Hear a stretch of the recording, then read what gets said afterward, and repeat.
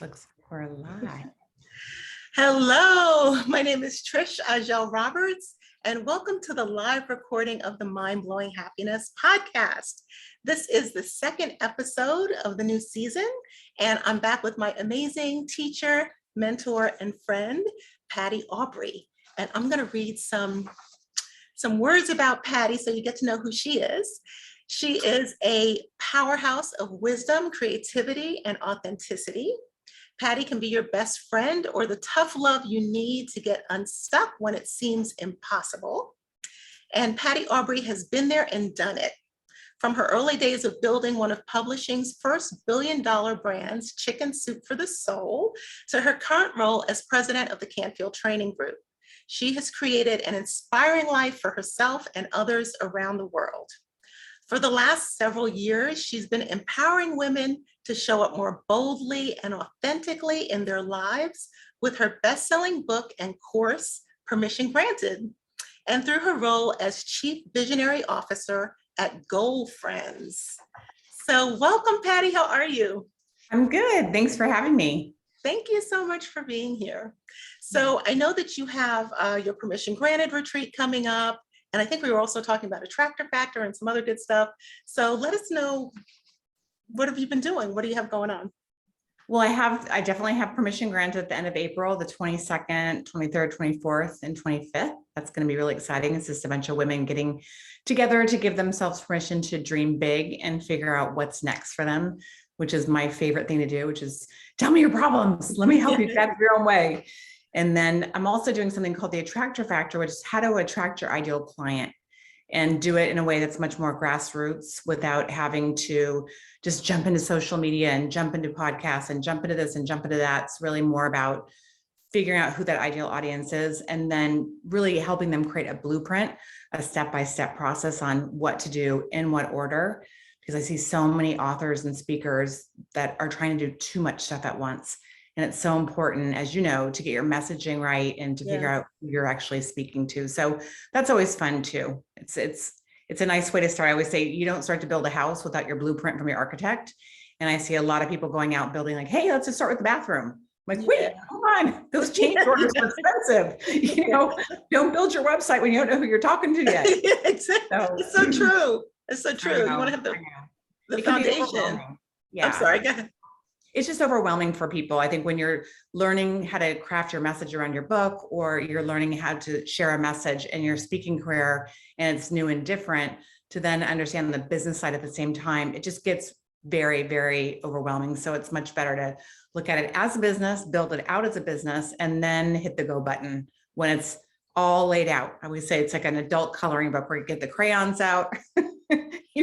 Start there. You don't have to start with the graphic designer when you don't have it laid out yourself. And you're right, it is so overwhelming. And of course, I attended your Attractor Factor retreat back in October, which was amazing. So I definitely highly recommend it. But yeah, for business owners, it's like we're wearing so many hats. We're trying to do everything. So it really helps to have that kind of guidance, Absolutely. Help us move forward. So tell me a little bit about Goal Friends, because I don't know a whole lot about that. So Goal Friends was thought up through Darlene Whitehurst, who's a really good friend of mine and partner, and she's out of Raleigh, North Carolina. And it originally started as just a little workbook for $49, and up to 12 women would get together once a month and they would create their bucket list and what do they want to do. And each month you have a brag, because we have to teach women how to brag about themselves, because we're taught not to brag. I know, Yeah, so it's a really fun program, and it's actually gone really well. And we're now in prisons. We're in Virginia. We have women in prison that are getting certified with their PhD instead of B. Yes, and lots of these women don't even have a high school education. And so they're just like loving it. And now they're certifying other women within the prison system. So it's really growing, and it's all nonprofit based, and it's just been really fun to do. That's amazing. I didn't know about that. So I love it. I love hearing that. And I love that you're in prisons and working with people who really, really need that type of education. So what made you put the Permission Granted stories together? Oh, and I have your book. So let me. I'm glad you do, because I don't. So this is the book. Yeah. So what made you, I kind of know, but you tell us. Kate Butler and I decided to put a book together. And so we started off with a group of women at my house in Nashville, and we're going to do a year-long program. What I realized, and part of it was be part of the book, but what I realized was they almost needed a year to start to give themselves permission to really show up and speak up and be seen before they could really tell their story, because they hadn't experienced it. And so we made the program a 2-year program for them. And then we launched it and hit #1 in 40 categories, which I didn't even know. As a publishing person, I didn't even know there were 40 categories on Amazon to be hit #1 in. So that was really fun. But it was really about kind of stepping into my own self and giving myself permission to show up and be seen. I was always hiding, at Chicken Soup. I was the president of that organization. And I did, I think I did 15 books myself with my name on them. They were all New York Times, either #1, 2, or 3 bestsellers. And, but people were calling me saying, hey, can you come and speak? And we have 7,000 women in an auditorium or a stadium. I'm like, no, I'm busy, because I was hiding. Yeah. I didn't know what I was going to say. Yeah. And so I kept waiting for someone else to give me permission to show up, whether it was Jack and Mark or somebody else I was working with. And I finally realized the only person that could make me go from invisible to visible was me. And so I had to take the steps to be willing to be a hot mess, to screw up, to not be perfect, to stop comparing myself to others, to figure out what my messaging was exactly. And it took me, I think I came up with the idea in probably 2012. And I don't think I really even let the cat out of the bag until 2016 or 17. Right. I think so. It took a while. But so wait a minute. So you had the program before you had the book. I did. Well, I had it all mapped out in my head, and I kept saying I was going to do it, but I just wasn't giving myself permission to do it. Finally, I was getting so passive aggressive, even with my, with Jack, who's my business partner. Like, why aren't you showing up and telling me this? Like, what do you want me to do? I'm not a mind reader. Like, if you want something, you have to ask. And I know this stuff, and I teach everybody else this stuff, but I wasn't really fully embodying it myself. And so I decided to go on a mission to grant myself permission, and in doing so, hoping that I would help other women do the same. And we're so glad that you did. Thank you. So today's topic, of course, is learning to, learning to give yourself permission. And I said it's our second season of the Mind Blowing Happiness podcast. My mission is to continue to help you slay self-doubt and limiting beliefs so you can juice up your life's journey and find mind-blowing happiness. And I'll be doing that with incredible guests like Patty, who are living their dreams. So I want to get into the topic. And I'd like to start with definitions, because sometimes we throw words around and then we say, it's kind of like, well, what does it mean? What does that word really mean? So I looked up the word permission in Webster's dictionary, and it says the approval of a person in authority. And I love that, because we are the person in authority of our own lives who needs to give ourselves approval for the things that we want to do. So I just thought that definition totally brought it home. And in your book, you have, quite a few well-known people who you collaborated with, and all these different ways of giving yourself permission. So I wanted to talk about some of the ways that we look for permission from your book. And maybe you can give some tips, or I could give some tips of, some ways that we work through those so that our audience can learn how to give themselves permission. So I picked 5. I picked my 5 favorite. Okay. But you can add extras and any other wisdom that you have. I'd love to hear it. So the first one that I pulled was permission to be seen. And you were talking about that. You actually started with that. Do you have any other tips or comments around what women can do? Definitely. So I think a lot of us, we're waiting, we're studying, we're doing more courses, we're doing this, we're doing that, we're getting ready. We're so busy getting ready, we're never really doing it. And I like to use the analogy of if you wanted to learn how to ride a bike, probably at 3, 2, I don't know, you start with training wheels and you fall off and you start again and you fall off and then you get better. And one of your parents is like, come on, you can do it, Yeah. And I always tell people, if you learn to ride a bike at 30 and you fell off, it would hurt a lot more than it hurts at 3. So my thing is get out there and start getting into action sooner than later. And just know that none of us started walking, we started crawling first. It's a process, and we evolve over time. And the more you do it, the more comfortable you become, the more in your body you are, the less that self-talk is happening and all that chatter of who are you to say this and why is your message important, and are you good enough, do you have the right education, all those fun things. Right. So And what I'm okay. Sorry. It's just about allowing yourself to feel awkward at first. Yeah. What I was thinking while you were talking is that you also don't want to like read a book about how to ride a bike for 5 years. No kidding. At some point you have to actually get on the bike and see what happens. That's so true. So true. Yeah. So I guess some of the things that I was thinking about was, I know a lot of people really don't like social media. And there's a whole lot of reasons why you cannot like social media. But I think that one of them is being seen, because you put yourself out there, people may comment on what you have to say, or they may completely ignore you. Not sure which one's worse, right? I know, which can be just as bad, but either way, it's like you're out there, you're kind of just floating out there. So that could be a baby step, for people who are trying to get a little bit more comfortable being out there. Another thing, I always talk about meetup. I love meetup groups. I organized 3 of them. So that's another way to just kind of go out and meet some people that you would have never met in a different kind of way. And then a third, I love Toastmasters because I used to be terrified to speak. And I don't know, I went to Toastmasters and next thing I was like, oh, this is no big deal. And now you can't shut me up. So, so that would be a few of mine. Yeah, just getting out into any space is good, whether it's, you have friends like in other moms that you're hanging out with from school, or you're in any kind of a group. It's really just more about sharing what's up for you and what's new.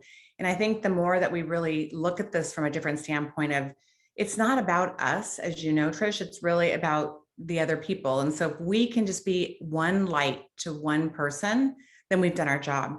And so I always try to tell women, like, reframe your thoughts about this. You're going out there to share something, that just one person hears it and they say, oh my gosh, that helped me through my divorce, or that helped me through feeling guilty about raising my kids and going to work at the same time, or that helped me through saying no to everybody else so I could say yes to myself. I mean, whatever it is, that's really what this mission is all about.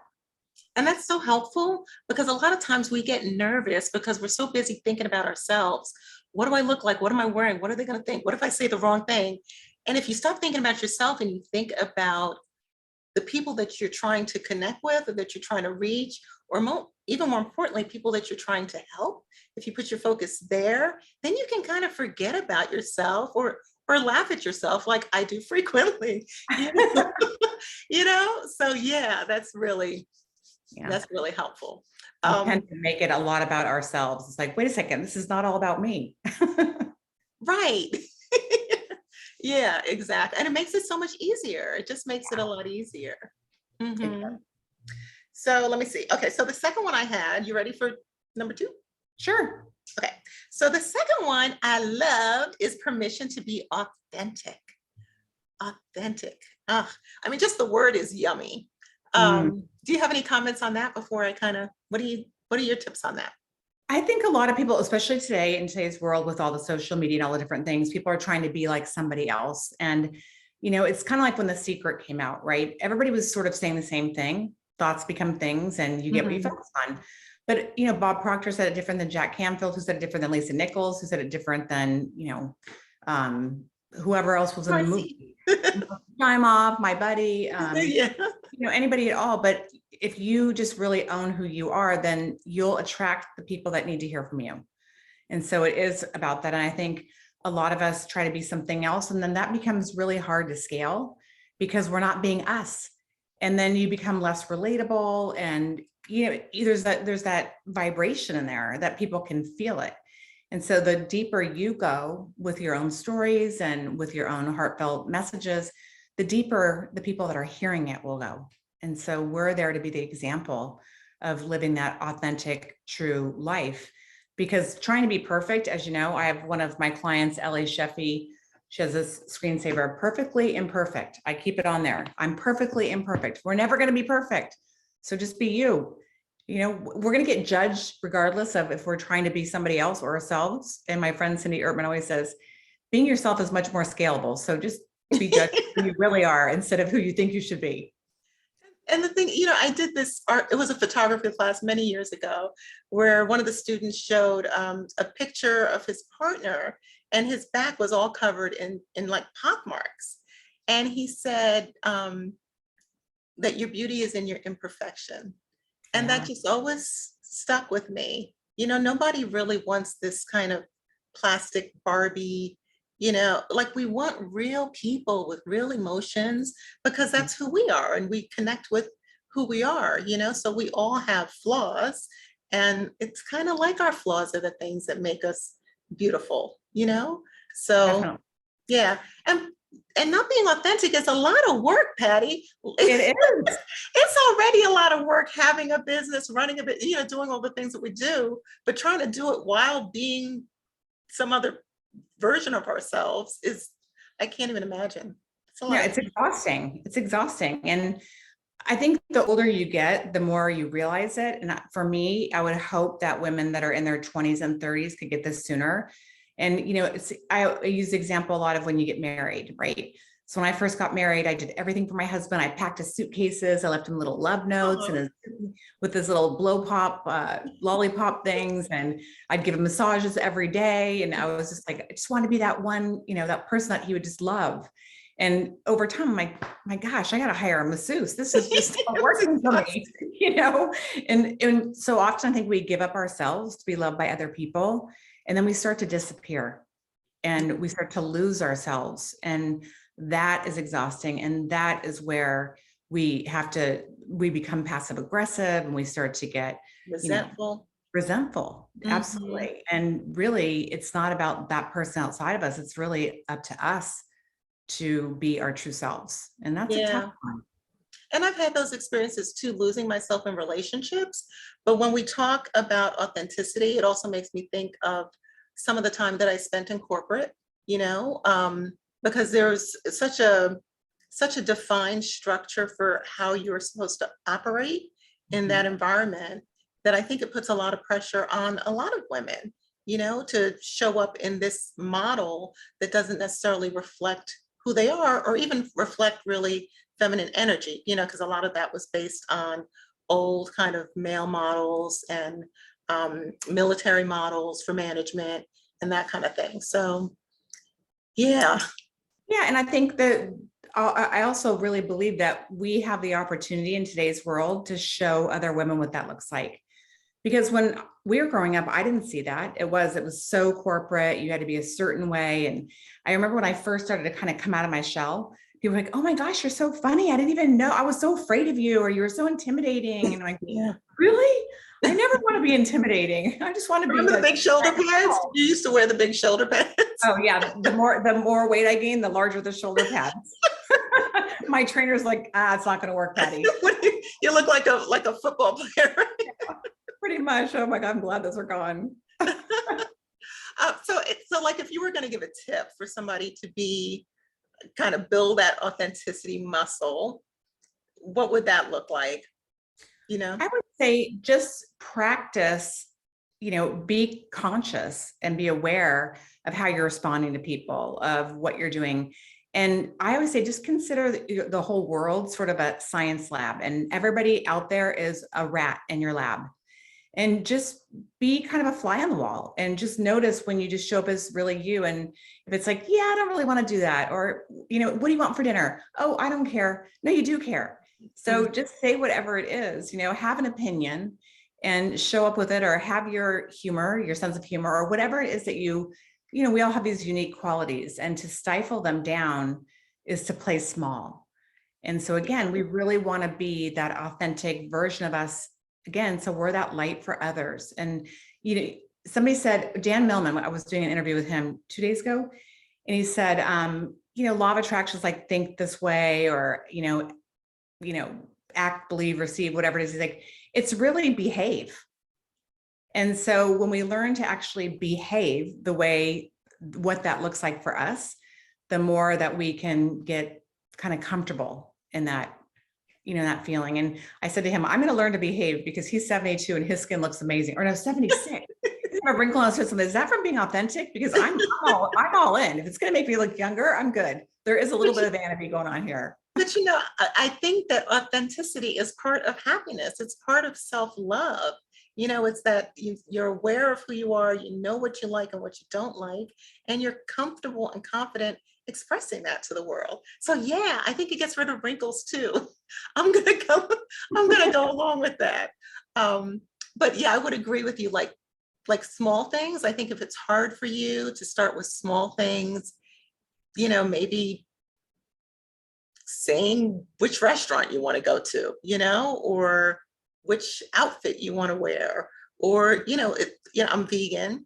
And one of the things when I first went vegan was telling people, no, I don't want to have that. I won't eat it. So it doesn't have to be whether you're vegan, but maybe you're not having sweets right now, or you don't want to drink wine right now, and just being able to express your opinions for the small things and then kind of building up to the bigger things.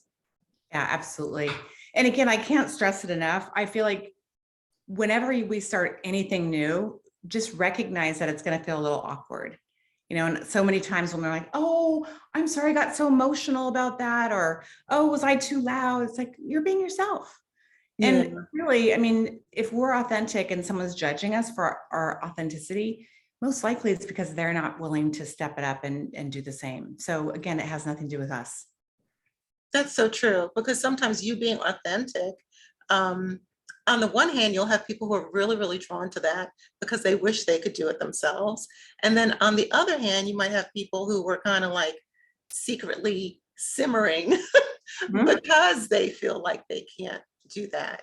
So yeah, and not even really knowing that's why they're having that feeling. But I always say, if I'm upset with someone or if I have any resentful feelings, I have to just pull out the mirror and be like, all right, what part of me is not showing up that is bringing up those feelings for me? So that's actually a really good key indicator for people.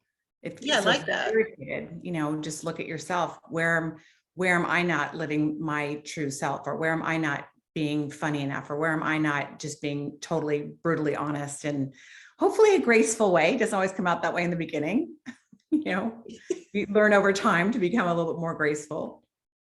Yeah, but I love the idea of pulling out your mirror when you feel a little angry or annoyed or frustrated or whatever word you like, because I do think that makes sense, that it's a reflection of you. Like, what's got your toes all twisted, Yeah. what is that really about? Well, and the other thing too with being authentic is allowing yourself to ask for help or to admit you don't know something or whatever it might be. So it shows up in a lot of different ways. And, we just create these habits over time. Mm-hmm. I mean, you could probably, like, sometimes I think, okay, what questions do I ask myself? I think just having that conversation with yourself, what's the most honest response that I can give to this? What's the most truthful way I could handle this? Just as kind of part of your internal dialogue. Mm-hmm. Yeah, Absolutely. so that's good. So now we're being seen, we're authentic. The next permission that we need is permission to do it even when we're scared. That's a big one. I know, that's like all the time. Everything's scary when it's new. Absolutely. I mean, going to kindergarten was scary. Going to junior high was scary. Going to high school was scary. Going to college and living alone was scary. I mean, everything new is scary. Getting that first job is scary. But it's if we're not, I always say, if you're not a little bit afraid, you're probably not really stretching yourself to the level that you could. And so if you have that dream inside of you, or if you have some burning desire that you want to do, but you're telling yourself, I'm not good enough, or, no, everyone's going to laugh at me, or whatever it is, do it anyway. And I tell people, for me, when I have some crazy idea, which, me, so I get a lot of those. Yes. The nutty professor over here.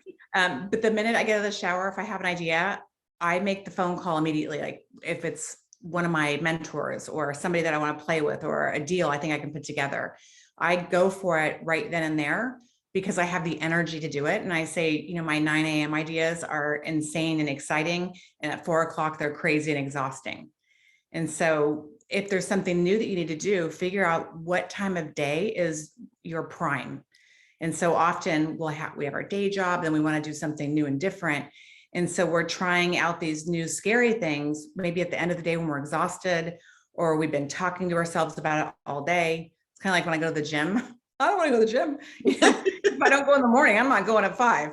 So do the scary things first and get them off your list, and then make a list of what those scary things were. Because what I tell people to do is log how you felt just before you did something new and you were scared, and then log the feeling that you had when you were done. Yeah. And then once you can start to recognize, oh, this is just that feeling. It's okay. I've survived it before. I can survive it again.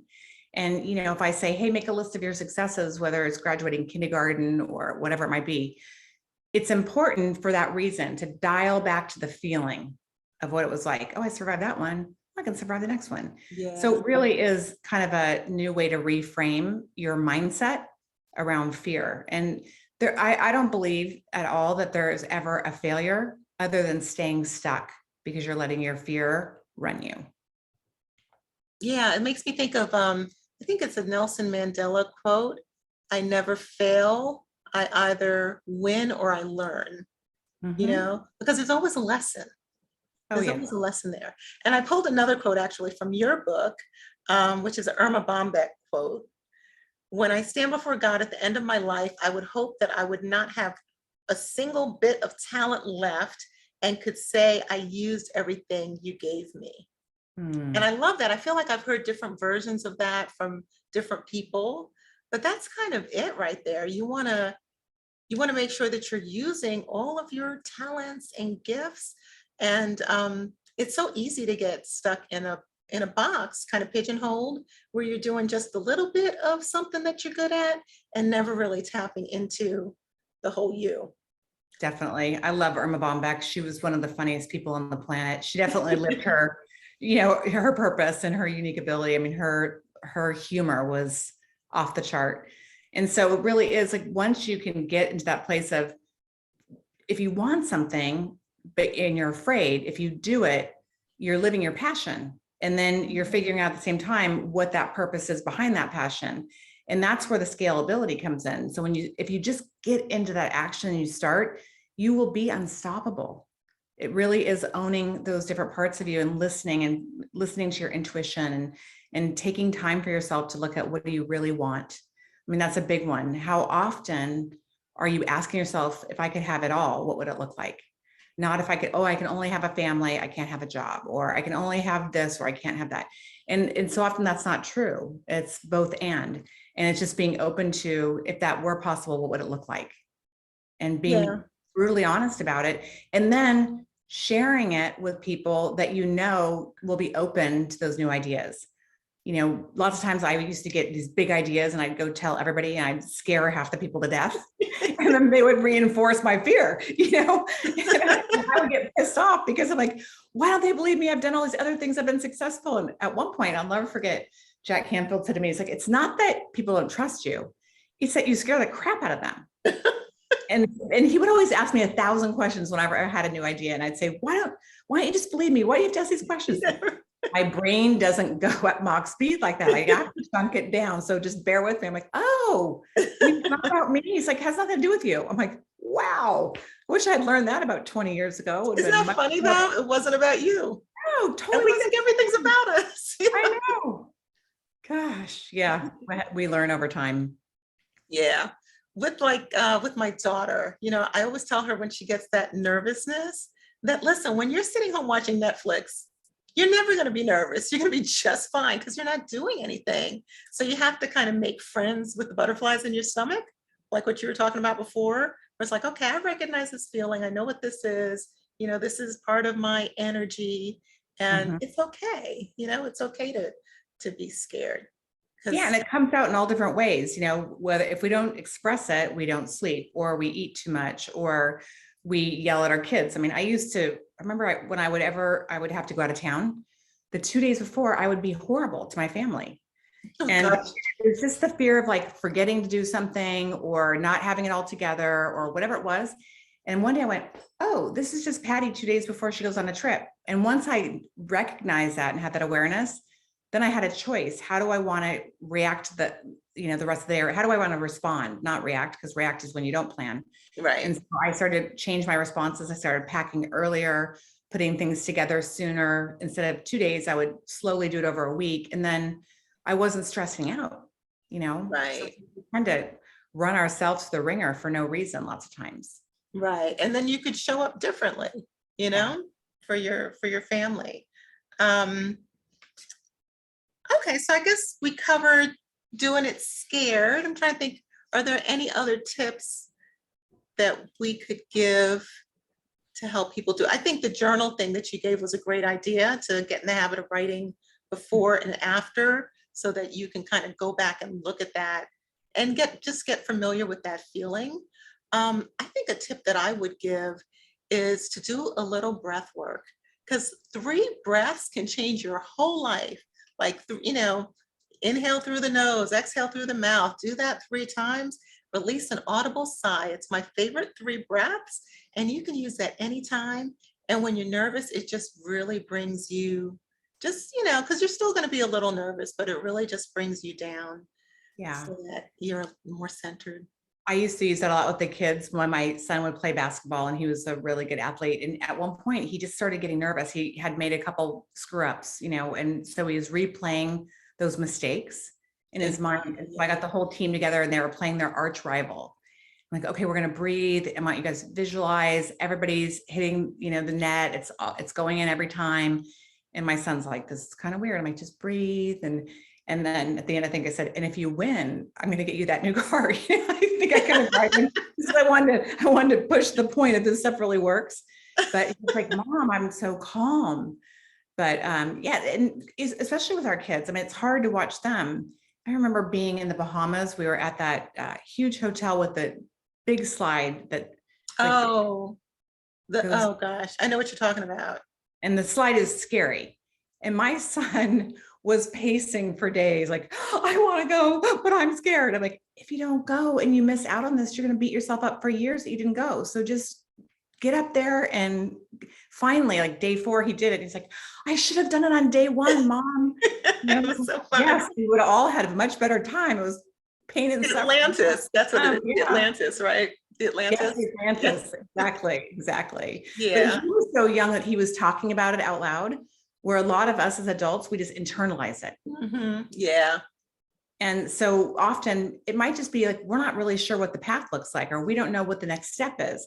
But the more we vocalize, I really want to do this, but I'm scared about X, Y, and Z, then other people can come in and say, hey, I can help you. I've been there before. I've done that before. Let me coach you through it, and sort of be that cheerleading squad.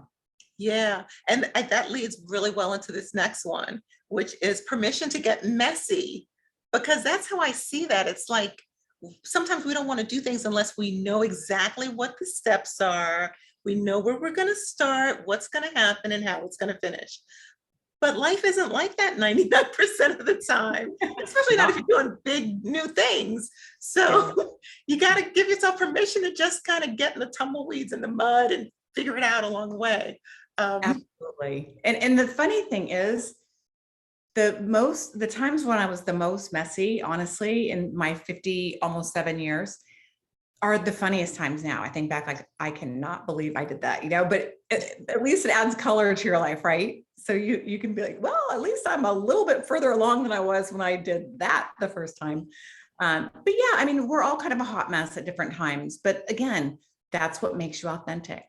So if you give yourself permission to get messy and to learn, because you feel like you made a mistake, which mistakes are just, like you said, it's just data, right? Giving you more information, then you just gain more wisdom, you gain more clarity, you gain more groundedness, all the different things that make us more of that holistic human being that we want to be. And if we try to play it safe all the time, and because we have to look perfect, we're going to live a very boring, probably Safe life, right? Yeah. And that's where you find people settling and thinking, oh, it's enough. And it's all based on being scared and being afraid to get messy. So just be your hot self, be your hot mess self, I say. And, the people that love you and support you will always show up no matter what. Well, I can't tell you how many times, because I'm in the early years of my business. We're about 3 years old. And there's so many times when I think, wow, this is going to make a great story.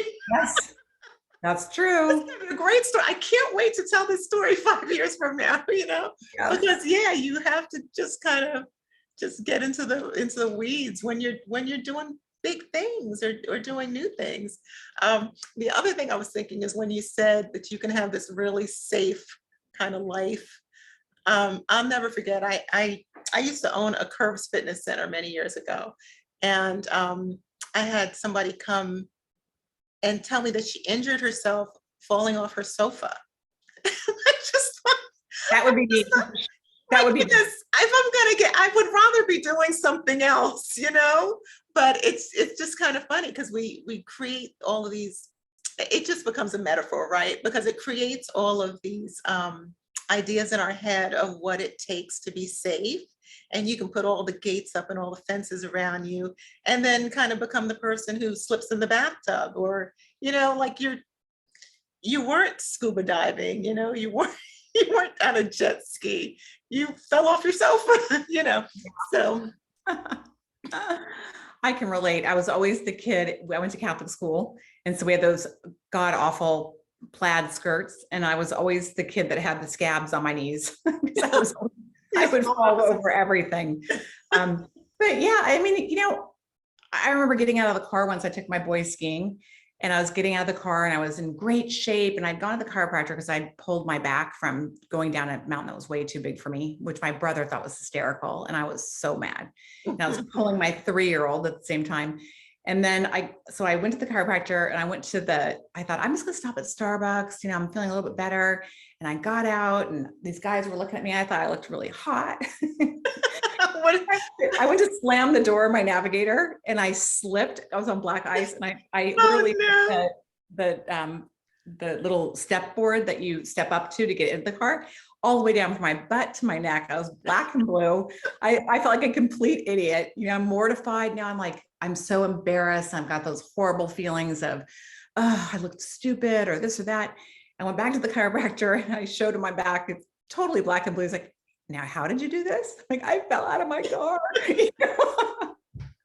Today it's funny. It wasn't funny then. And it was so embarrassing. And I think we anchor into those things of that embarrassment is so just gets in our soul, and it stops us, and just be okay with being embarrassed. I mean, everybody's embarrassed at some point in their life. I think when we get older, we just laugh at it because we get to a point where we just kind of don't care anymore. Yeah. But if I could have been okay with that when I was in my 30s and just been able to lose it and not care. But if I did lose it, I would go home if I was at work and I'd lose it on somebody. I shouldn't have said that. I should have done that. And all this energy, I swirl for days on the shouldn't, couldn't, wouldn't, la, la, la, la stuff. Mm-hmm. And it's not productive at all. It's a total waste of energy, and no one is being served. No one. Yeah. And, some of those things I guess we learn over time, but it's one of those things, like if I could teach those things to people who were 30 something, instead of having to learn things when I was 40 something, like you could really just have an impact on so many young women. Cause that's, you can spend, oh my gosh, when I think about some of the days that I spent just recycling in my head things that I thought, well, maybe if it had gone different, or what did I do, or just being really upset over things that happened at work. And it was just like a huge waste of time and so much energy. So yeah. It's a really, Hale Dwoskin has a great book, The Sedona Method, and it's all about, could you let it go? Would you let it go? When? It's a very simple 3-step process. And I was actually walking my son's girlfriend through it last week. She was doing a deal with someone, and they were upset with her about something, and she just kept reliving it over and over. I said, Janessa, you're torturing not just you, but all of us. Like, just let it go. And it's so hard to do, but the more you can practice this, again, meditating or going for that walk and doing something to shift your energy so you can get out of that kind of funk, when you're feeling like that. But, we're all going to do different things. We're all going to upset somebody. We're going to feel embarrassed about something, whatever it is. It's just part of life. I think those are some Oh, sorry. Go ahead. It's worth it, you know? Yes, it's worth it. But I was going to say, I think those are some great tips for when things get messy. Um, Getting out in nature, for one. Meditation is another great one. And I like the 3 questions that you had. Could you say them again? Could you let it go? Would you let it go? When? Okay. Yeah. Those are 3 great tips for when things get messy. Okay. So the last permission that I wanted to talk about was permission to receive miracles. And this is one, I've been working with Marcy and she has her Year of Miracles thing.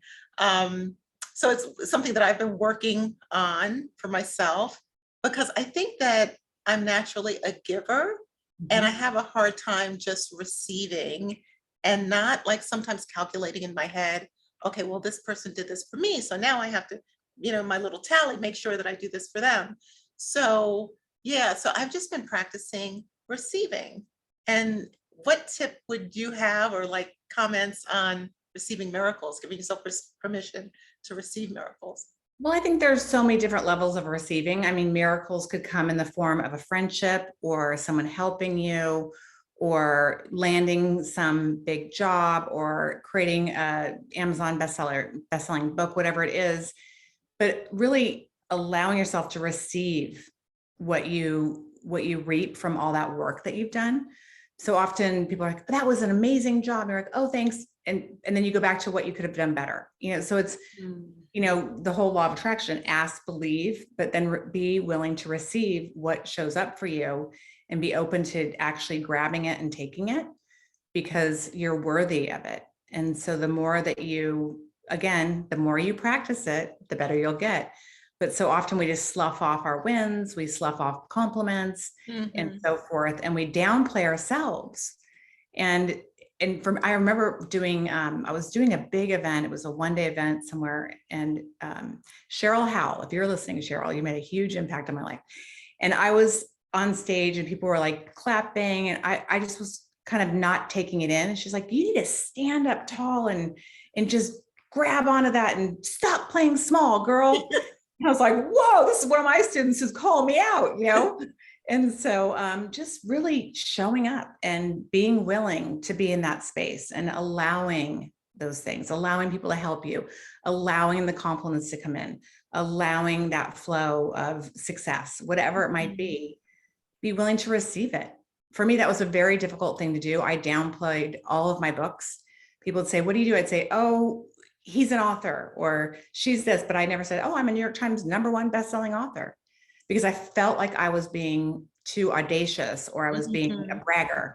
And when I didn't own it like that, when I wasn't receiving that, I wasn't owning it. And it just felt like it wasn't really me when it was a lot of work, something that would be really hard to do today, the level I was running at back then. Yeah, there's another piece to that, I think, that I had blogged about a few months back. I called it yes, but syndrome. Oh, Which yeah. was like when something good would happen, I would say, okay, yeah, that's great. And then I would immediately start worrying about the next step. So it's like, okay, I got a literary agent. Oh, but am I going to get a book deal? Or I got a book deal, but oh, is this going to be the book that I wanted? Like I couldn't pause long enough to really celebrate what I was receiving before starting to worry about the next thing. And part of that was not being a good receiver either. It was like being bad at receiving, but in a different way. Because I like how you were saying on stage, you weren't able to just kind of stand there and absorb that. You were, I don't know, what were you doing? You were thinking maybe you weren't worthy or what's the big deal? Or, you were thinking something else.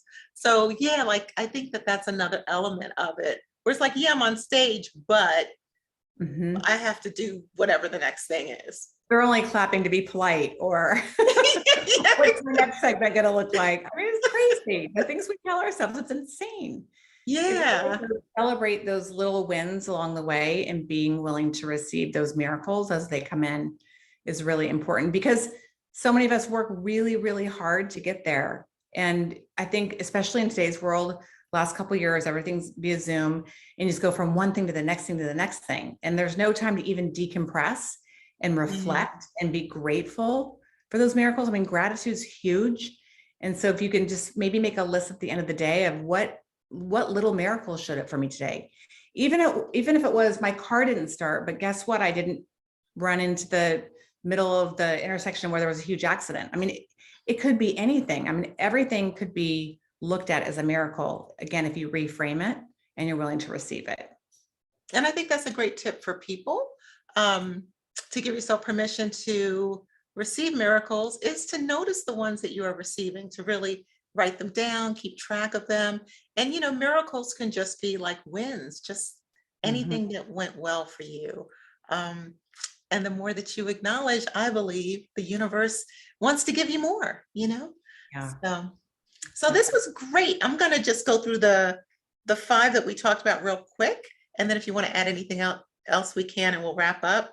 But we talked about permission to be seen, permission to be authentic, permission to do it even when you're scared, permission to get messy, and permission to receive miracles. Is there anything else that you wanted to add as far as giving yourself permission?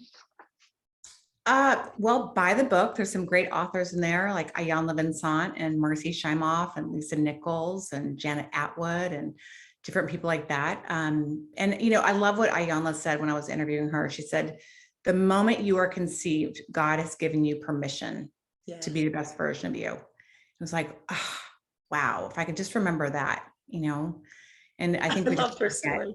story. She's amazing. That woman is crazy amazing. I love her. I love her to death. What's really cool is that when I did the book and I went out to Ayanna and Lisa and everybody, I asked them kind of late in the game if they would be part of the book. They could not wait. They're like, finally, she's showing up. Of course, we'll give you a story on permission granted. Are you kidding me? We'll do anything to get you out there more.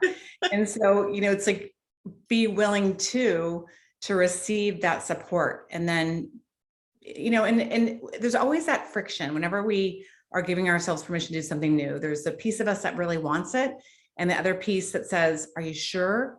It's a new level of responsibility. You're going to be more vulnerable. You're going to be more seen. You're going to be held to a new standard. You might have to be more consistent, more accountable, whatever it is. So by being able to recognize those things as you go, because if there's too much of that in the energy field, you will get stuck. And so you want to look at, well, what are the stories I'm telling myself that are keeping me from giving myself permission to go to that next level?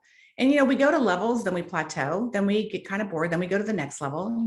We all do that, whether they're decades or they're 5 years or 7 years, whatever it is. I think, my 30s, it was building a family and give myself permission to run a business at the same time without total guilt and shame, which was huge. To 40s, really figuring out what my jam was and really owning my brilliance where I was good. In 50s, giving myself permission to let go of the things I just didn't want to do anymore. I didn't need to prove myself to anybody else.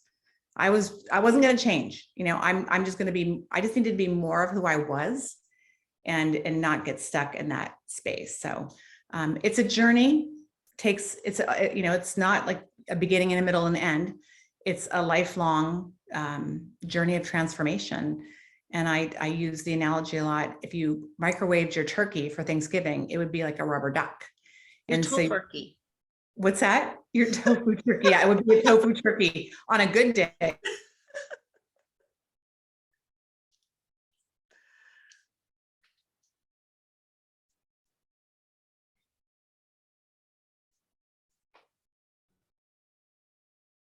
Okay, are you back? We had a little Yes. we had a little glitch in the connection. I'm not sure if it was my side or yours. But yes, we were talking about microwaving your turkey. You can't microwave a turkey, just like life. It's a long, slow cooked process. All right.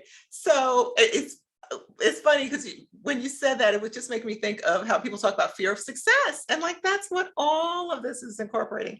At first, I couldn't understand, like, what does that mean, fear of success? But in so many ways, you're right. You take on new vulnerability and being seen and having more responsibility. So yes, but this was all amazing. Is there any advice you want to give before you leave? Anything you want to share? I know you told us we can get your book. Is it on your website or on Amazon? You can go to amazon.com for permission granted. And if you're interested in any of the retreats or anything that I'm doing, You can go to pattyaubery.com, and that's AUBER. Well, it's PATTYAUBERY.com. Okay, and I'll put that in the show notes too. So Yeah, it'll be in there. It'll be in get there. on your website. And how can people find you? Just on your website, or are you on social media? I am Instagram, Facebook, LinkedIn, any of those areas. Yes. Even my Awesome. dog has a social media account. Life So does of mine. Our dogs are so high tech. There's so much more fun to post about. I know, they're cute. So thank you so much for being here. I'm gonna close us out. So as we kick off this new spring season, I encourage you all to give yourself permission each and every day to create the life that you really want. And thank you so much again, Patty, for having this, losing my voice, for having this conversation with me. You're welcome. Thank you for showing up and giving yourself permission to do something new and scary and create an amazing book and get a forward by Marcy Sharmoff and do all the things that you're doing. So you're a great example of what it looks like to behave in that way. Thank you. Yes. And you have been so instrumental in all of that. I'm always bragging on you because, you besides the fact that you have amazing wisdom to share on your own, you have been so kind in introducing me to Marcy Sharmoff and Iyanla Van Sant and even Lisa Nichols. So thank you so much. That has been absolutely incredible. I talk about you all the time. So, for the rest of our viewers and listeners, I hope you enjoyed today's live.